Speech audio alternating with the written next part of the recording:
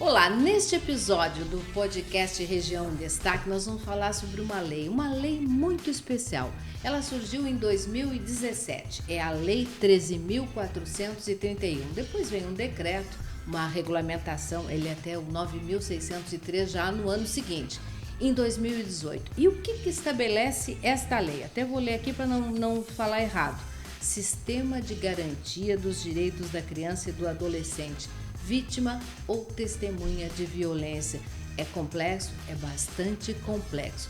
E vejam só, aqui na nossa região da Grande Florianópolis surgiu vamos chamar até de um produto, mas algo muito especial que tem ajudado muito a aplicação dessa lei e a orientação às pessoas que pertencem à chamada rede de proteção.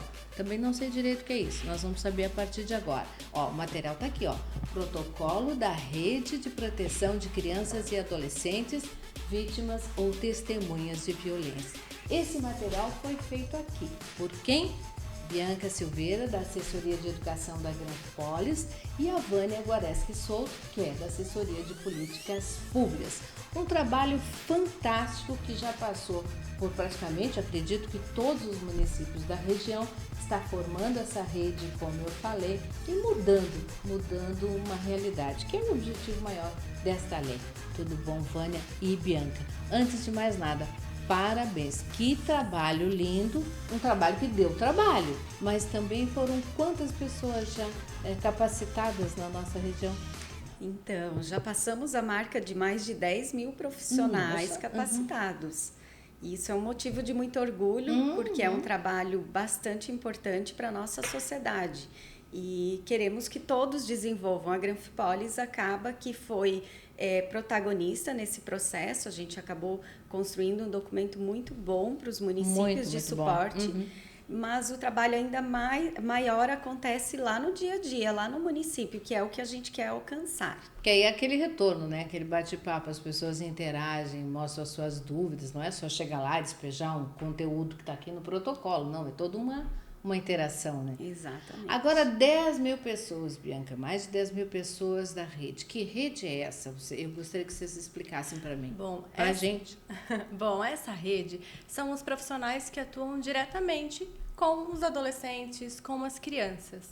Lá na educação, nós temos os profissionais da educação, temos os profissionais da saúde, os profissionais da assistência social, da cultura, turismo. Sim.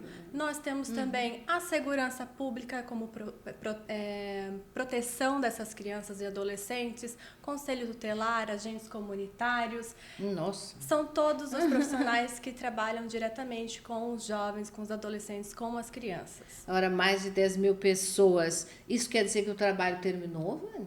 Não, estamos ainda avançando.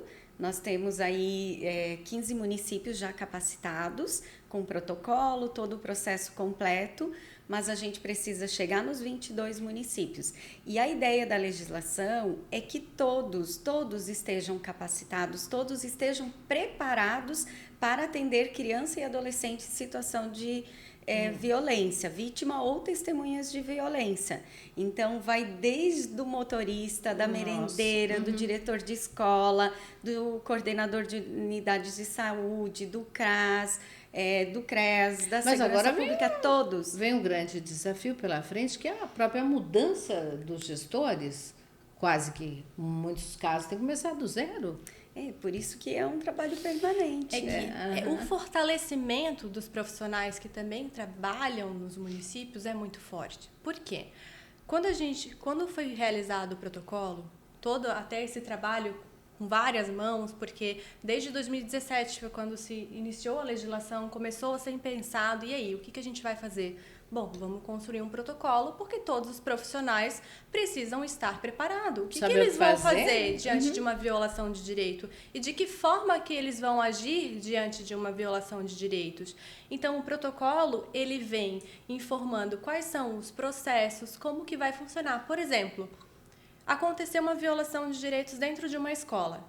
Qual que vai ser o fluxo que esse município vai ter que seguir? para a proteção dessa criança. Porque isso a própria lei já traz, né? Ela estabelece algumas coisas, e dentro delas a própria escuta especializada ou depoimento, tem um outro nome também, né?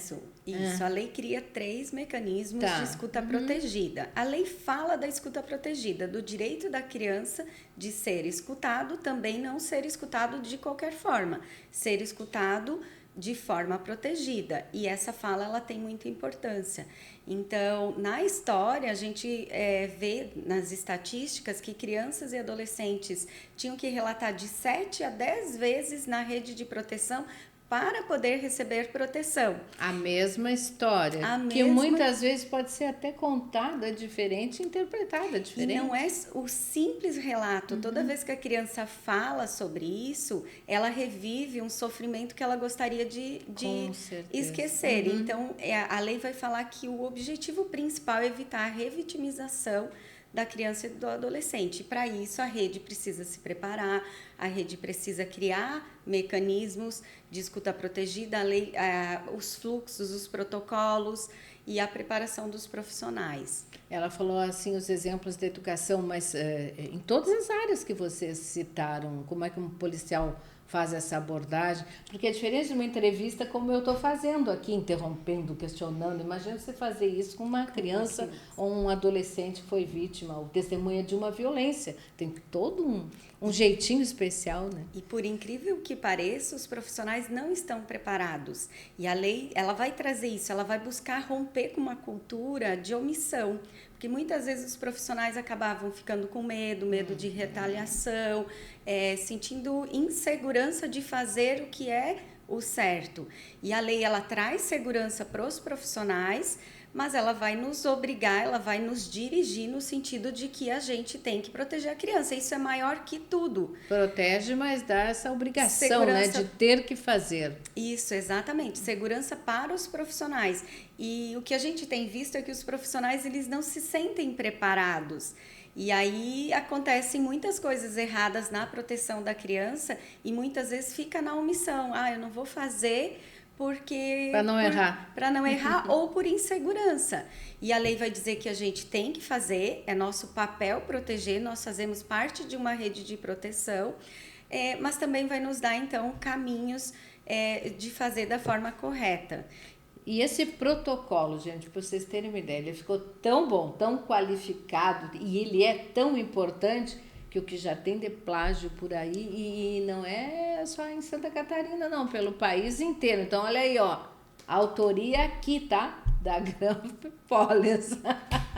Como é que foi lá no começo? Teve que ser criado um grupo de trabalho aqui, né? E aí algumas áreas começaram a participar. Exatamente.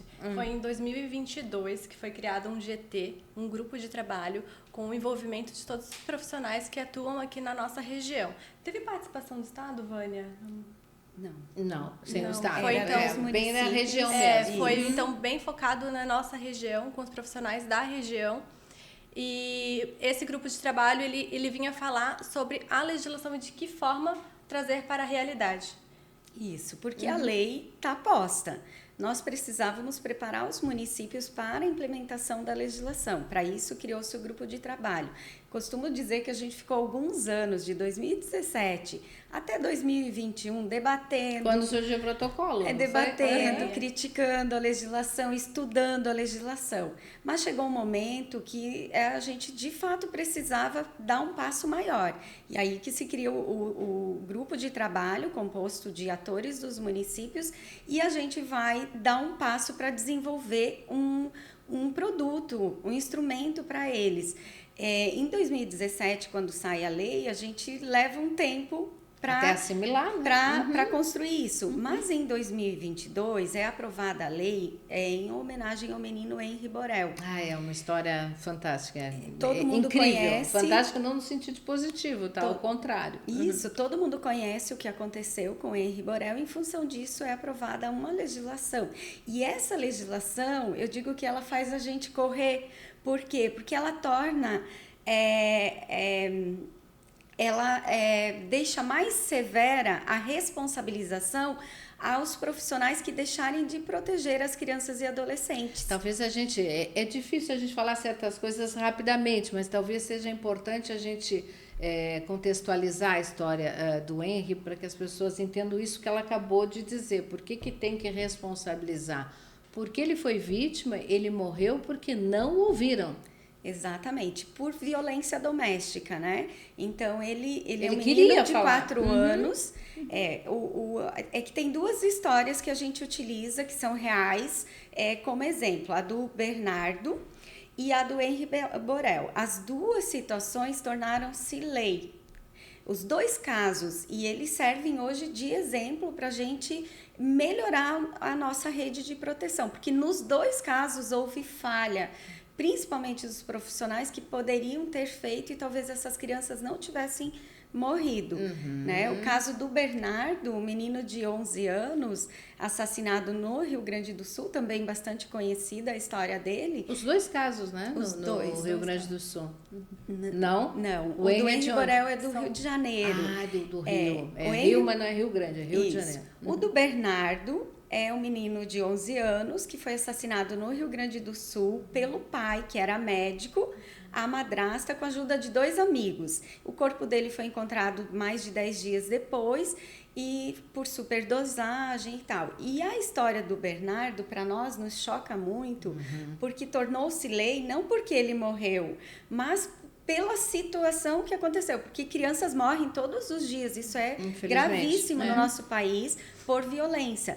Mas a situação dele demonstra isso que a Bianca trouxe, que é o fato de ele não ter sido protegido. Ele procurou ajuda, ele procurou o Conselho Tutelar, o Ministério Público, até o juiz, para dizer que não queria mais morar com o seu pai. Olha assim. E ninguém protegeu esse menino, ele morreu. E o do Henry Borel, para concluir, que eu acho que é bem importante a gente trazer, um menino de 4 anos, uma história bem conhecida, logo depois da pandemia, foi em 2021, a morte dele, que foi pelo padrasto, vereador no Rio de Janeiro, uma pessoa bastante influente, também era médico, 2 situações de classe média alta, e aí já serve para a gente desmistificar esse olhar de que a violência está associada a contextos de vulnerabilidade e pobreza, e não só. Violência é um fenômeno estrutural no nosso país, é uma situação de saúde pública, é assim que a gente trata essa situação e que devem ser notificados, que devem chegar ao conhecimento para a gente poder construir mais e mais política pública de proteção. E que é um avanço, e a gente vai falar um pouco mais sobre qual é a tua visão, Vânia, como assistente social, como alguém que lida com essas questões de políticas públicas, o avanço que foi a criação desta lei. Mas vocês, Bianca, nas capacitações fazem um verdadeiro teatro, que eu estou sabendo. Conta para mim como é que é passar um conteúdo, de certa forma, tão pesado, né, e tão forte, tão denso para as pessoas, para toda essa rede, de uma forma leve. Bom, então, diante dessas duas histórias, a gente sempre faz, e aí, a escola, a professora lá, quando vem os inquéritos, a gente sabe que elas viam sinais, sintomas, mas fez o quê? Não só a professora, no caso, né? Ali teve quem cuidava das crianças, teve o juiz, enfim, monte de gente, todos parentes, os profissionais que ele buscou ajuda. Bom, gente, sabia e fez o quê? É isso que não pode mais acontecer. Se eu ver uma coisa diferente, aí que já sirva de exemplo pra gente também, né? O que é uma coisa diferente? Um comportamento? Sinais, sintomas. As crianças, elas costumam apresentar sinais e sintomas daquilo que vem sofrendo. Elas costumam falar. E aí, ou na saúde, ou na fala, educação, ou no comportamento. Exatamente. E geralmente na raiva, na rebeldia, já estou querendo dar um monte de exemplo. Quem vê pensa que eu entendo o negócio. Sim, exatamente isso, mas Maria Helena, exatamente isso. E geralmente os casos vêm muito para a escola. Por quê? Que é onde a criança tem aquela maior afinidade com o professor, com o colega, e aí ele relata aquilo que está acontecendo. E isso é um dos mecanismos que a gente fala, que a gente conversa e capacita os profissionais. Como se estivesse acontecendo naquele momento, uma entrevista mesmo? É o acolhimento da revelação espontânea. Exatamente. Porque a criança chegou, esse é um dos instrumentos de escuta protegida. Já acontecia Sempre acontecia situações de criança chegar e contar para alguém que ele sente confiança a situação de violência que ele está passando.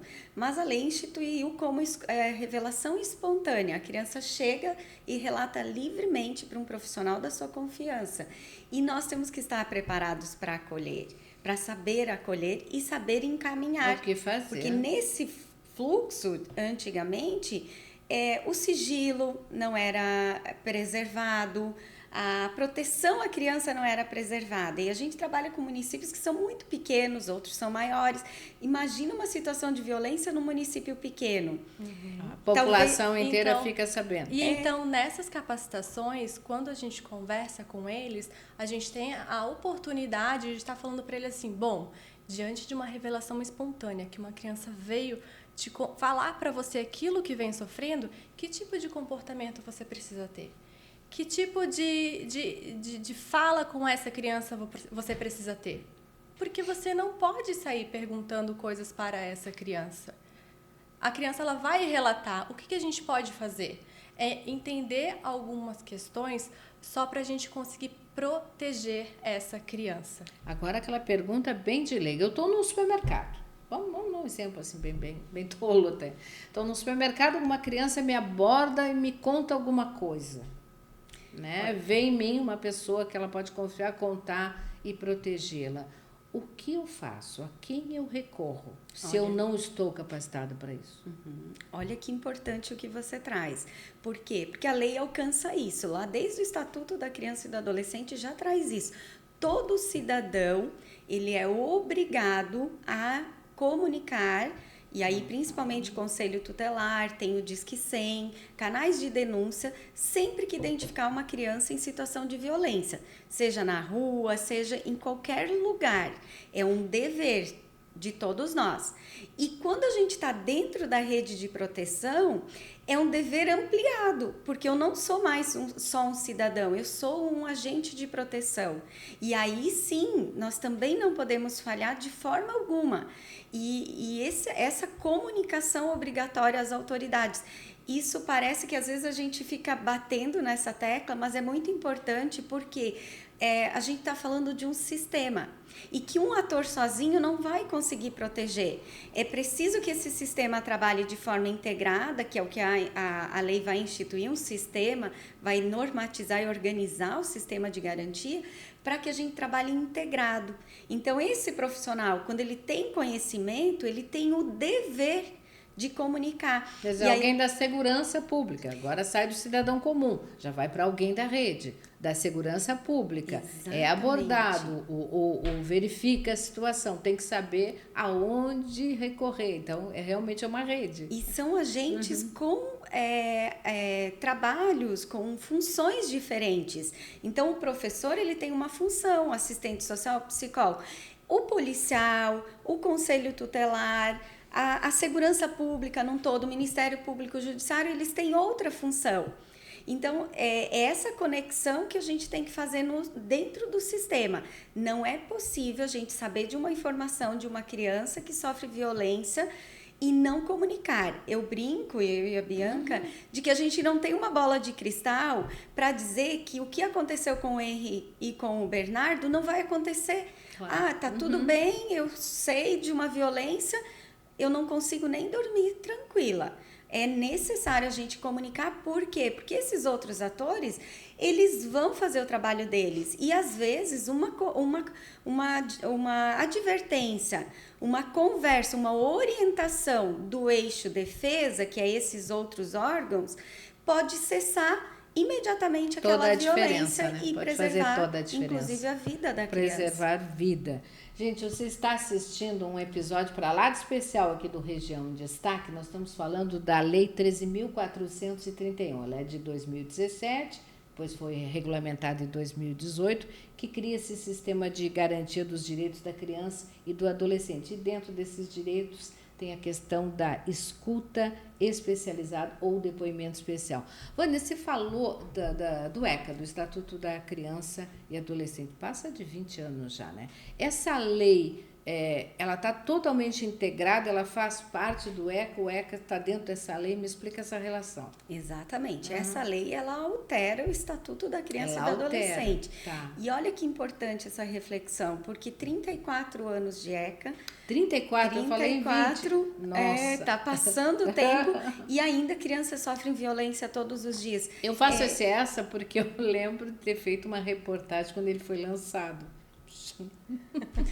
Então, todo esse tempo passou e ainda crianças sofrem violência. Já era para ter cessado, porque o Estatuto já traz isso.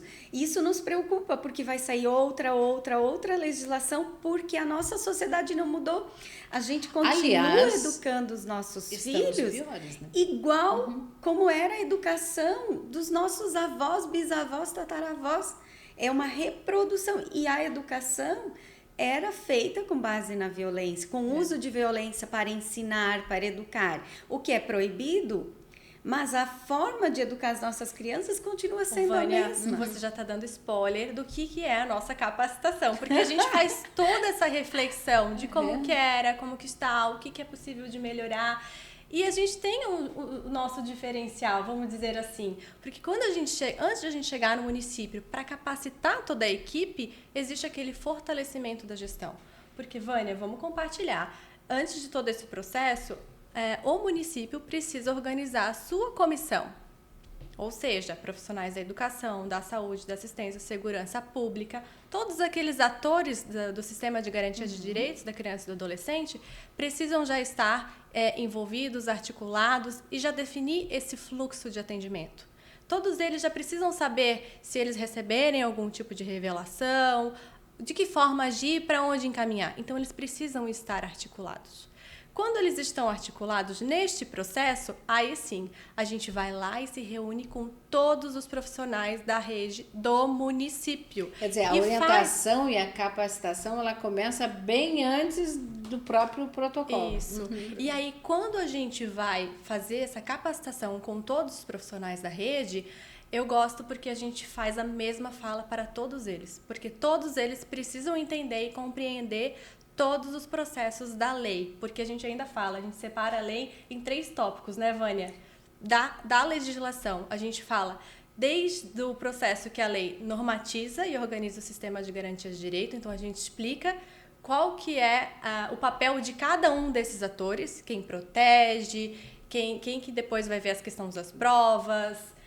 Depois tem o segundo processo da legislação, que é os mecanismos para prevenir, né? Que aí tem a revelação espontânea, a escuta especializada, que são com outros profissionais capacitados, a oitiva, que daí é mais lá para o juizado, e o último passo dessa legislação é os mecanismos para poder proteger essas crianças, né? E as medidas assim, para proteger. Com um processo tão longo, assim, tão comprido, evitar que essa criança tenha que fazer esse depoimento, vamos dizer assim, mais de uma vez. Exatamente, essa é a ideia, que a criança não seja revitimizada, que a sua fala, a partir do momento que ela revelar, já seja registrado pelos profissionais, e a gente vem falando do compartilhamento da informação.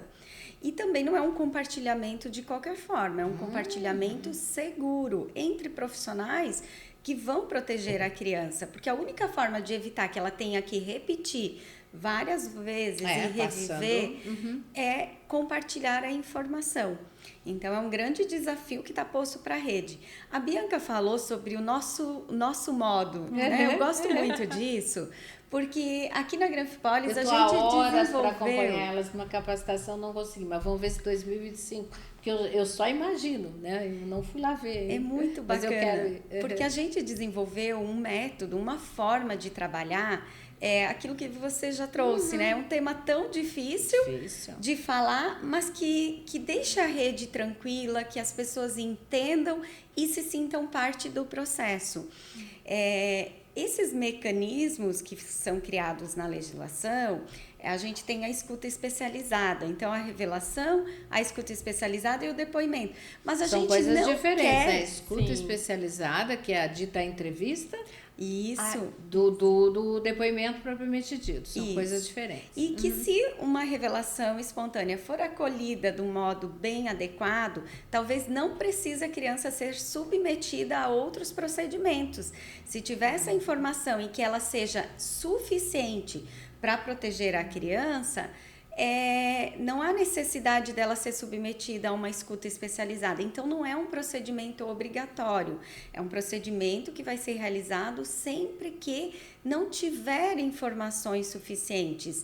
E o pessoal da rede tinha muito receio, com medo que esse instrumento fosse utilizado para a prova, que os profissionais fossem colocados, os profissionais de saúde, educação, assistência, no lugar de testemunhas, de ter que provar algo contra alguém. E, na verdade, não é isso. O objetivo da revelação e da escuta é a proteção da criança, a finalidade é a proteção da criança.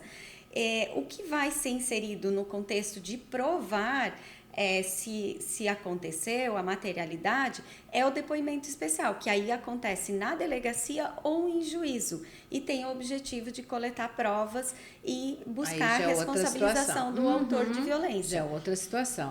Agora a gente falou, né, na questão da sociedade, que posso estar errado, mas é o que a gente vê por aí, parece que está pior, né? Tem que rever algumas coisas.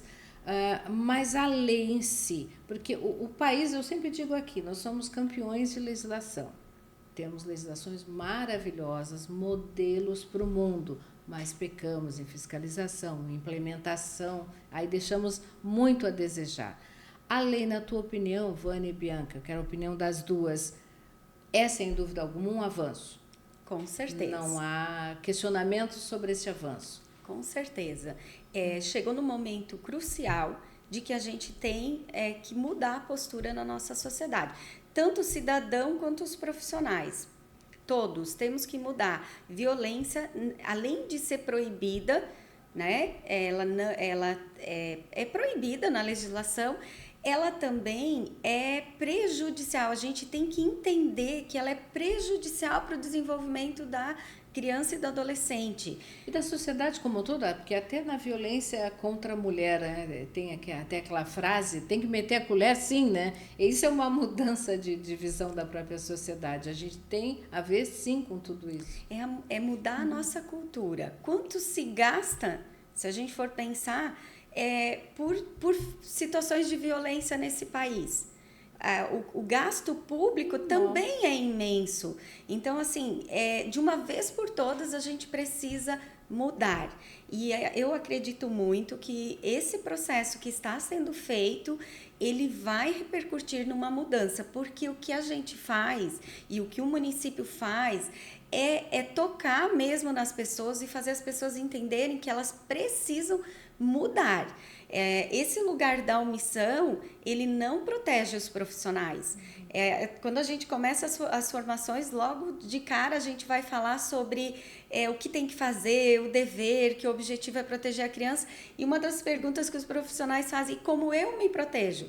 E a nossa resposta é sempre a mesma, fazendo certo. A única forma de se proteger e não responder por omissão ou por aquilo que pode vir a acontecer com uma criança se a gente não fazer o processo correto, é fazendo certo. Fazendo certo e ajudando nessa mudança que a gente precisa fazer na nossa sociedade. Nós falamos das várias áreas da rede de proteção.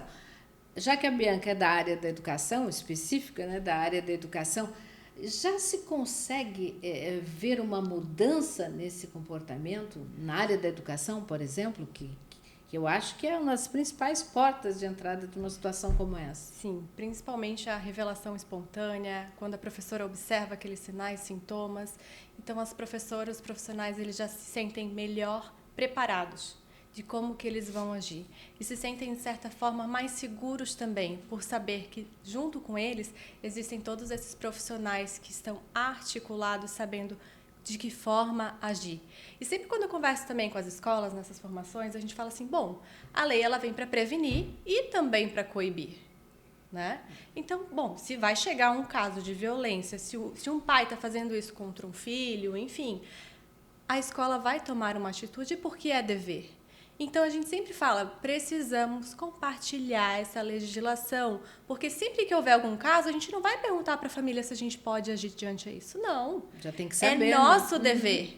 Então, a nossa ideia também é coibir que os pais façam tipos de violações de direito com as crianças. Por isso que a gente fala, precisamos compartilhar cada vez mais essa legislação, o papel de cada um, de que não é admissível, né, que os pais ou que, enfim, qualquer pessoa, qualquer cidadão, né? A Maria Helena no supermercado. Qualquer um viole o direito das crianças. Eu falei isso porque aconteceu algo que eu talvez, se soubesse tudo isso, teria agido diferente. Né? Então, exatamente. A gente também se coloca no lugar. E quando a gente fala os pais irresponsáveis, é porque, infelizmente, 80% das violências denunciadas são e acontecem dentro de casa ou no contexto doméstico familiar. Isso é muito preocupante, né? Então, os pais, a sociedade tem que saber que ao entrar na escola, na unidade de saúde,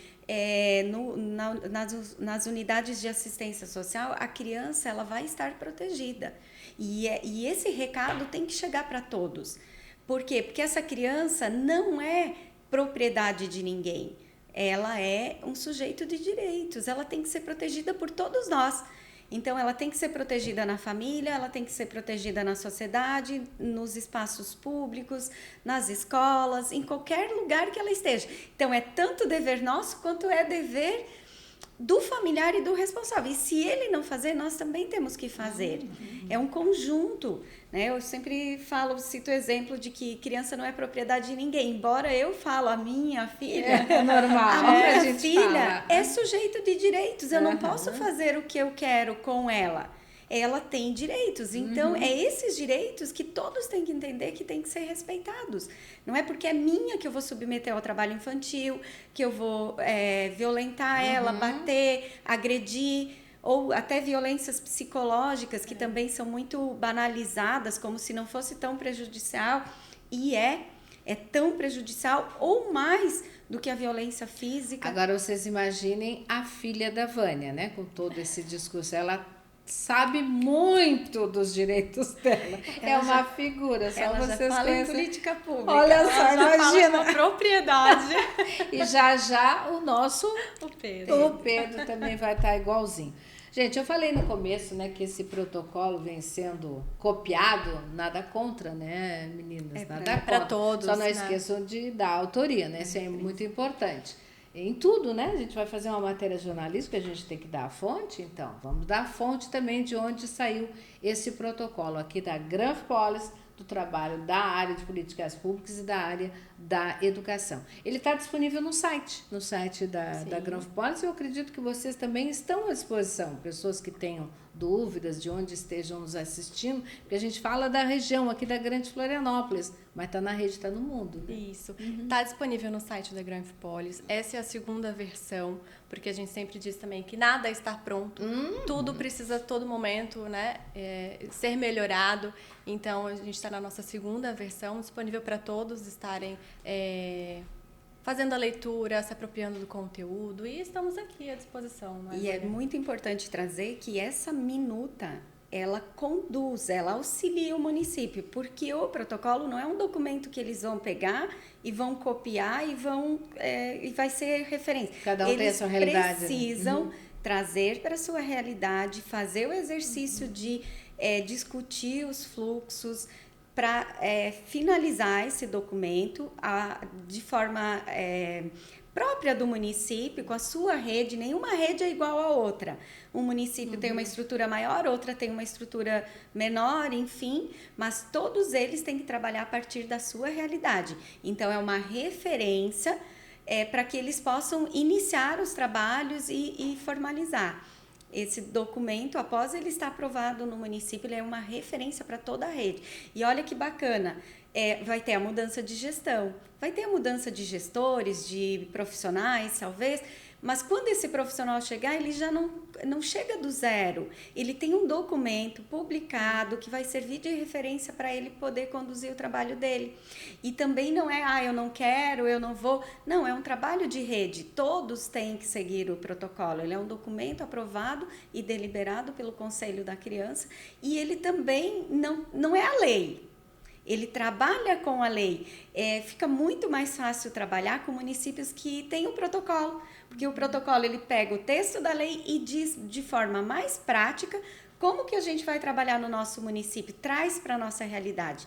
Então, ele é muito importante, a gente orienta que utilizem, é uma referência da nossa região, mas também está disponível e nós também estamos disponíveis. A gente só quer parar, né? A gente só quer parar quando nenhuma criança e adolescente mais seja vítima de violência. Tá, esperamos que nos encontremos nessa situação em breve, não em outro século, né, gente? Nossa, eu falei no começo, o assunto era pesado, denso, mas importante, e vocês tornaram tão leve, viu? Foi bem bom esse nosso bate-papo. Obrigada, Vânia. Obrigada, Bianca. Estamos aí, à disposição, a Granfipolis, para passar mais informações a respeito dessa lei tão importante e da necessidade dos municípios terem os seus próprios protocolos. A gente volta com outros episódios aqui do Região em Destaque. É só ficar ligado nas nossas redes sociais, né, no nosso YouTube. Também estamos no Spotify.